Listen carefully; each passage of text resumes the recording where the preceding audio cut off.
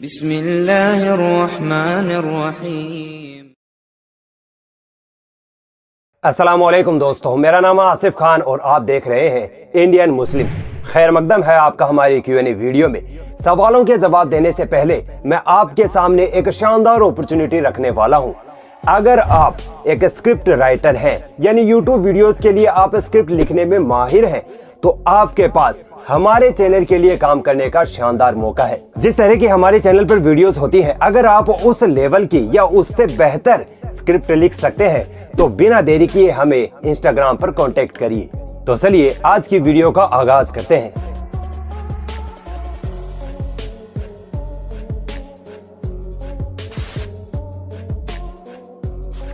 आशिक अंसारी का सवाल है कि क्या शाहजहां ने अपनी बेटी से शादी की थी? दोस्तों, ये अंग्रेजों द्वारा बिठाया गया एक घिनौना खेल था। इतिहासकार इरम मुखोटे का कहना है कि जब पश्चिमी यात्री यानी अंग्रेज जब भारत आए थे, तब उन्होंने देखा कि जहां आरा एक औरत होने के बावजूद भी मुगल सल्तनत में इतनी ताकतवर है, बड़े बड़े फैसले लेती है, यहाँ तक कि व्यापार भी करती है, जबकि इसके उलट अंग्रेजी औरतों के नसीब में ये अधिकार नहीं थे। इसी वजह से अंग्रेजों ने जहां आरा को बदनाम किया कि जहां आरा के अपने पिता शाहजहां के साथ नाजायज संबंध है, इसीलिए तो शाहजहां जहां आरा को इतने अधिकार दिए हुए हैं। दोस्तों, ये अफवाह फ्रेंच इतिहासकार बर्नियर ने अपनी किताब Travels in the Mughal Empire से फैलाई थी। ताज्जुब की बात तो ये है कि ये अफवाह फैलाने वाला दुनिया का एकमात्र इतिहासकार है, जबकि शाहजहां के वक्त के किसी इतिहासकार ने इस घटना का जिक्र तक नहीं किया है। इतिहासकार मनुची कहते हैं कि बर्नियर की ये थ्योरी कोरी गप है। इतिहासकार राणा सफवी भी बर्नियर की इस थ्योरी को झूठा बताती है, मगर दोस्तों सच बताने का क्या फायदा। मुसलमानों को बदनाम करने वाली कोई भी खबर हो, चाहे वो अफवाह ही क्यों ना हो, हमारे भारत के लोग उसे हमेशा सच ही मानते हैं। नफीस हैदर का सवाल है कि डार्क वेब क्या है भाई? दोस्तों, इंटरनेट दो प्रकार का होता है, एक सरफेस वेब और एक होता है डीप वेब या डार्क वेब। सरफेस वेब वो होता है जिसे हम और आप जैसे लोग इस्तेमाल करते हैं, जैसे यूट्यूब चला लिया, फेसबुक चला लिया या गूगल में कोई वेबसाइट सर्च कर ली, विजिट कर ली वगैरह। डार्क वेब वो होती हैं जहां हैकर्स बैठे होते हैं या घिनौने लोग इसे इस्तेमाल करते हैं। डार्क वेबसाइट, इस नाम से ही आप अंदाजा लगा सकते हैं कि यहाँ कुछ घिनौने और डरावने काम होते होंगे, जैसे किसी का मर्डर करने का तरीका, चाइल्ड पोर्नोग्राफी, ड्रग्स बेचना, बैंक अकाउंट से खाली कर देना। इस तरह के घिनौने काम डार्क वेबसाइट पर होते हैं। डार्क वेबसाइट्स को आप गूगल पर सर्च नहीं कर सकते, इसके लिए टोर नाम का एक अलग ही सर्च इंजन होता है, जहां पर ये घिनौनी वेबसाइट्स बनाई जाती हैं। अगर कोई आम इंसान इन डार्क वेबसाइट्स को बिना नॉलेज के विजिट करता है तो यकीन मानिए उसकी जिंदगी बर्बाद हो सकती है। मेरा सजेशन यही है कि बिना नॉलेज के आप डार्क वेबसाइट्स के करीब भी मत जाना। फहद पाशा का सवाल है कि इस्लाम में अबॉर्शन हराम क्यों है? इस्लाम का ये बुनियादी उसूल है कि आप किसी बेगुनाह की जान नहीं ले सकते। तो सोचिए आप उस मासूम बच्चे को कैसे मार सकते हैं जो अभी अपनी माँ के पेट से बाहर तक नहीं निकला है। अल्लाह ताला कुरान मजीद में फरमाता है कि तुम गरीबी के डर से अपनी औलादों को कत्ल ना करो। इस्लाम में अबॉर्शन की इजाजत नहीं है। हाँ, अगर बच्चा माँ के पेट में ही खत्म हो जाता है या फिर बच्चे की वजह से माँ के मरने का डर हो, तब उस कंडीशन में अबॉर्शन किया जा सकता है, वरना नहीं। चाहे बच्चे में कोई भी दिक्कत हो, पैदा होना उसका हक है, चाहे लड़का हो या लड़की।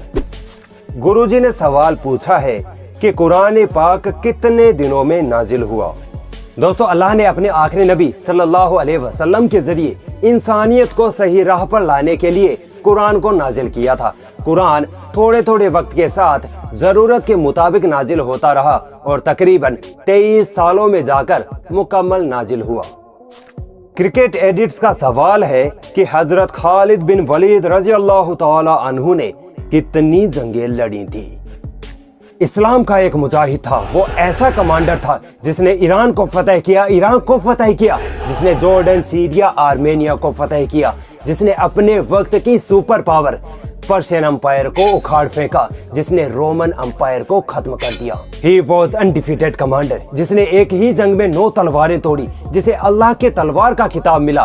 उस खालिद बिन वलीद रज़ी अल्लाह ताला अन्हु ने 100 से ज्यादा जंगें लड़ी और कोई माइका लाल उन्हें एक भी जंग में हरा नहीं पाया। कई दूसरी रिवायतों में 200 जंगों का भी जिक्र मिलता है। सलमान का सवाल है कि खुरासान किस इलाके को कहा करते थे? भाई, आज का ईरान, तुर्कमेनिस्तान और अफगानिस्तान का जो इलाका है वो पहले खुरासान में शामिल था। खुरासान में तजिकिस्तान, उज्बेकिस्तान, किर्गिस्तान और कजाकिस्तान देश के कुछ इलाके भी शामिल थे। सिग्मा इलेक्ट्रॉनिक्स का सवाल है कि मल्टी यूनिवर्स क्या सच में होती हैं? कुरान और हदीस के हवाले से बताएं। देखिए, मल्टीवर्स, पैरेलल यूनिवर्स या मिरर यूनिवर्स नाम से साइंस में एक थ्योरी है जिसमें यह है कि हमारी यूनिवर्स जैसी हूबहू एक दूसरी यूनिवर्स भी है जहां पर इस दुनिया में जितने भी इंसान हैं उनके हम शक्ल वहां मौजूद है और इस दुनिया में जितनी भी घटनाएं हो रही हैं वो सारी की सारी घटनाएं उस दूसरी यूनिवर्स में भी हो रही हैं। दोस्तों, ये सिर्फ एक थ्योरी है, ना कि कोई साइंटिफिक फैक्ट, यानी कि ये सिर्फ एक कल्पना है। कुरान और हदीस में हमें 7 आसमान और 7 जमीनों का जिक्र मिलता है। अब इन 7 आसमान और 7 जमीनों में कौन सी यूनिवर्स है, कहाँ कौन सी गैलेक्सी है और इनमें अल्लाह की कौन सी मखलूक रहती भी है या नहीं, ये सिर्फ अल्लाह ताला जानता है।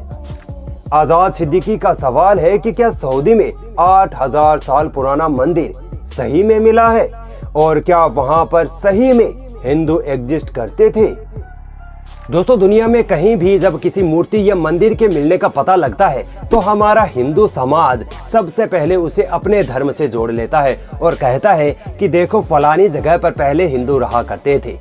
ऐसा ही सऊदी अरब की राजधानी रियाद में मिले एक मंदिर के साथ हो रहा है। आर्कियोलॉजिस्ट को यहाँ 8000 साल पुराना एक गांव मिला है जिसमें कुछ मूर्तियां और मंदिर भी मिला है। आर्कियोलॉजिस्ट का कहना है कि यहाँ के लोग पहले धार्मिक हुआ करते थे और वो मूर्ति पूजा किया करते थे और यहाँ पर 2500 से भी ज्यादा कब्रें मिली है, जिसे ये पता चलता है कि इस गांव या मंदिर का हिंदू धर्म से कोई लेना देना नहीं है, क्योंकि हिंदू लोग अपने मुर्दों को जलाते हैं, ना कि दफनाते हैं। सऊदी अरब, इजिप्ट वगैरह ये ऐसी जगह है जहां पर पुरानी मूर्तियां या मंदिर मिलना आम बात है, क्योंकि दोस्तों वहां के लोग एक अल्लाह को छोड़कर अपने अपने अलग अलग खुदाओं की मूर्तियां बनाकर उनको पूजा करते थे। और वैसे भी हिंदू धर्म में तो मूर्ति पूजा हराम है, मना है। इसके लिए आप मेरी ये वीडियो देख सकते हैं। मनन ध्यानी का सवाल ध्यान से सुनिएगा। कहते हैं कि why Hindu population decline in Islamic countries, यानी इस्लामिक देशों में हिंदुओं की पॉपुलेशन कम क्यों हो रही है? भाई ने नीचे कुछ देशों के डेटा भी दिए हैं। मनन ध्यानी, काश आप होते थोड़े से ज्ञानी तो नहीं उठानी पड़ती ये परेशानी। आपने ये जो डेटा दिया है उससे ये साफ पता चलता है कि आप व्हाट्सएप यूनिवर्सिटी के टॉपर हैं।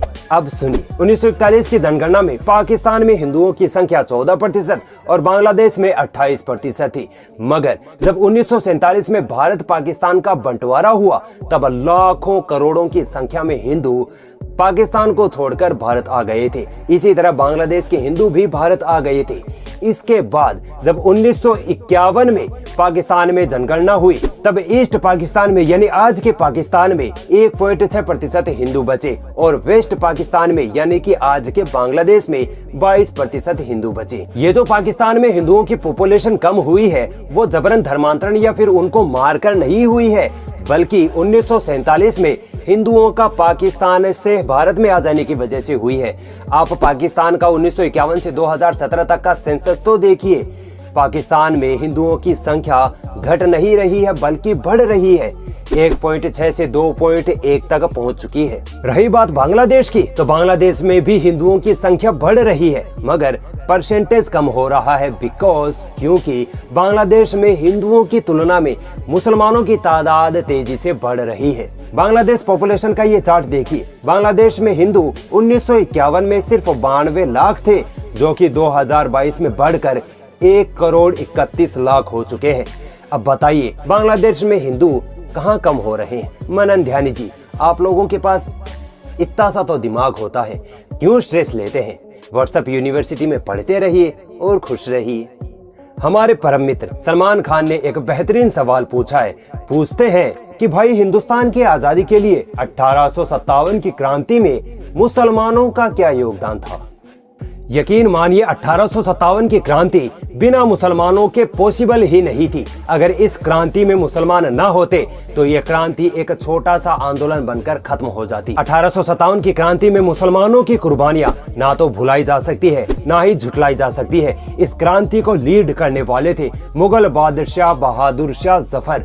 अंग्रेजी इतिहासकार खुद ये कबूल करते हैं कि 1857 की क्रांति मुसलमानों की वजह से ही हुई थी। फजले हक खैराबादी, जिन्होंने अंग्रेजों के खिलाफ जिहाद का फतवा दिया था, 1857 की क्रांति में 51,000 से ज्यादा लोगों को फांसी दी गई थी, जिनमें से 27,000 तो सिर्फ मुस्लिम उलेमा थे, मुसलमान तो अलग थे। 1857 की क्रांति में अंग्रेजों ने हिंदू और मुसलमानों को दिल्ली से निकाल दिया था, मगर 1858 में ही हिंदुओं को तो दिल्ली में वापस आने की इजाजत दे दी गई, मगर मुसलमानों को 2 साल बाद जाकर दिल्ली में वापस आने की इजाजत मिली।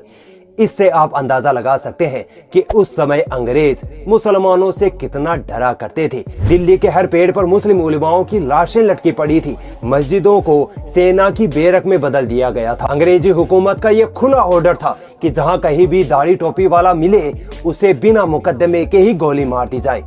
लाखों मुसलमानों ने 1857 की क्रांति में अपने देश की आजादी के लिए कुर्बानियां दी थी, मगर हाय अफसोस, आज इतिहास को बदला जा रहा है। मुसलमानों की देशभक्ति को नजरअंदाज करके उनको गद्दार कहा जा रहा है। अगर 1857 की क्रांति पर आपको फुल वीडियो चाहिए तो वीडियो को लाइक करके अभी कमेंट कर दीजिए। तो दोस्तों, ये थे आज के 10 सवालों के जवाब। कौन से सवाल का जवाब आपको सबसे बेहतर लगा, कमेंट करके हमें जरूर बताइए। और अगर आप भी हमसे सवाल पूछना चाहते हैं तो यहाँ इंस्टाग्राम पर लिखकर हमें भेज दीजिए।